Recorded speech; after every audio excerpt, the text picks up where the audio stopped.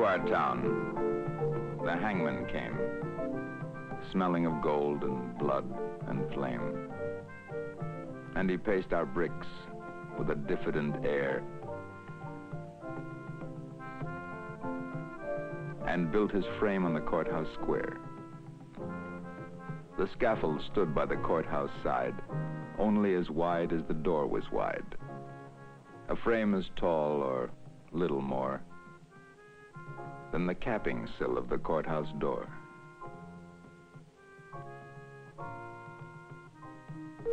And we wondered, whenever we had the time, who the criminal, what the crime the hangman judged, with a yellow twist of knotted hemp in his busy fist. And innocent though we were, with dread we passed those eyes of buckshot lead. Till one cried, "Hangman, who is he for whom you raised the gallows tree?" Then a twinkle grew in the buckshot eye, and he gave us a riddle instead of reply. "He who serves me best," said he, "shall earn the rope on the gallows tree."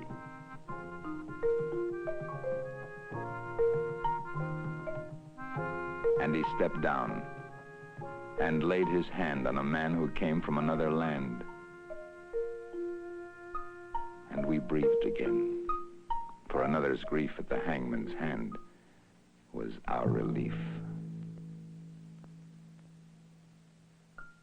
And the gallows frame on the courthouse lawn by tomorrow's sun would be struck and gone. So we gave him way.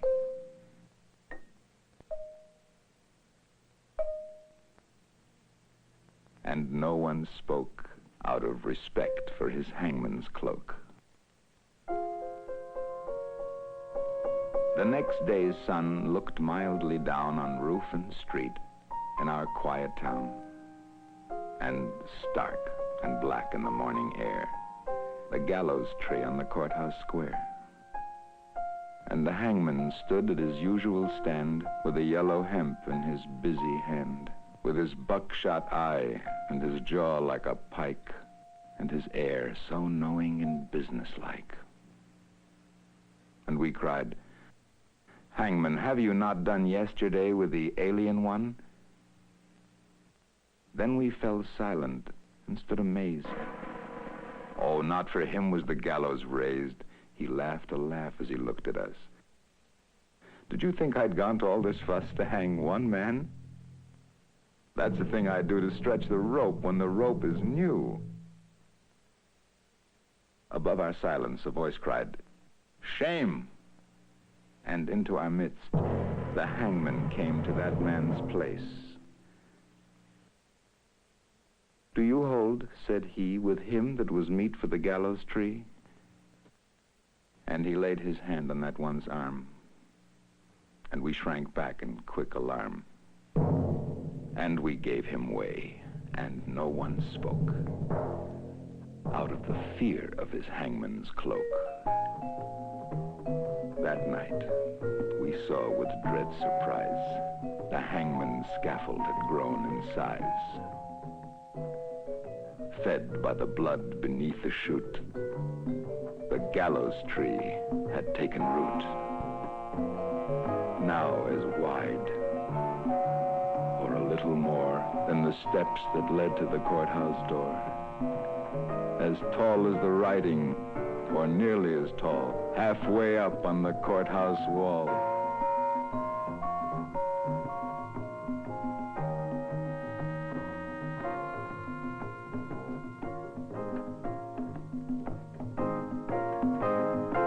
The third he took, we had all heard tell, was a usurer and infidel. "And what," said the hangman, "have you to do with the gallows bound?" And he a Jew. And we cried out, "Is this one he who has served you well and faithfully?"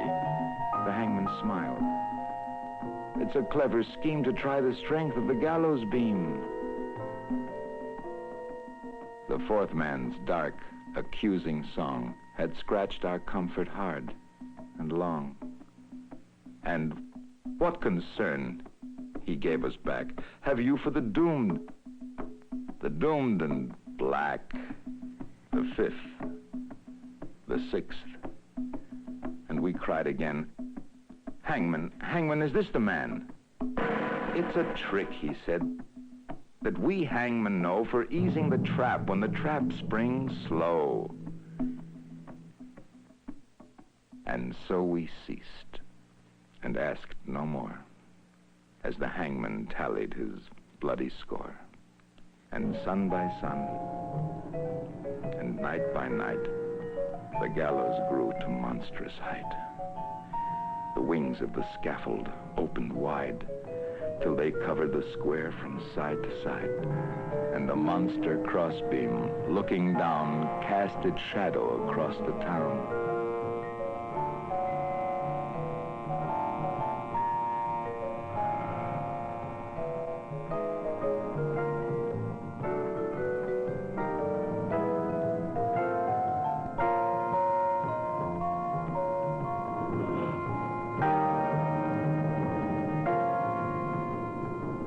Then, through the town, the hangman came and called in the empty streets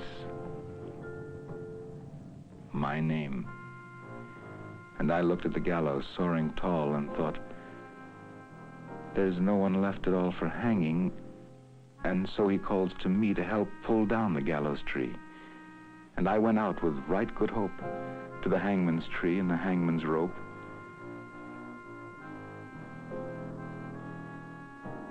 He smiled at me as I came down to the courthouse square, through the silent town, and supple and stretched in his busy hand was the yellow twist of the hempen strand, and he whistled his tune as he tried the trap, and it sprang down with a ready snap, and then, with a smile of awful command, and he laid his hand upon my hand. You tricked me, hangman, I shouted then. That your scaffold was built for other men, and I no henchman of yours, I cried. You lied to me, hangman. Foully lied. Then a twinkle grew in the buckshot eye. Lied to you? Tricked you, he said. Not I. For I answered straight. I told you true. The scaffold was raised for none but you. For who has served more faithfully than you? With your coward's hope, said he.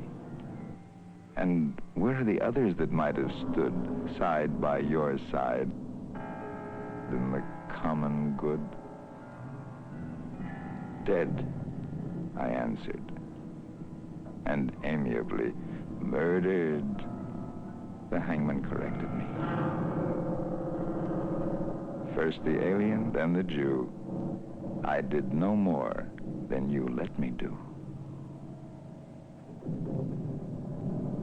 Beneath the beam that blocked the sky, none had stood so alone as I. And the hangman strapped me, and no voice there cried, stay, for me in the empty square.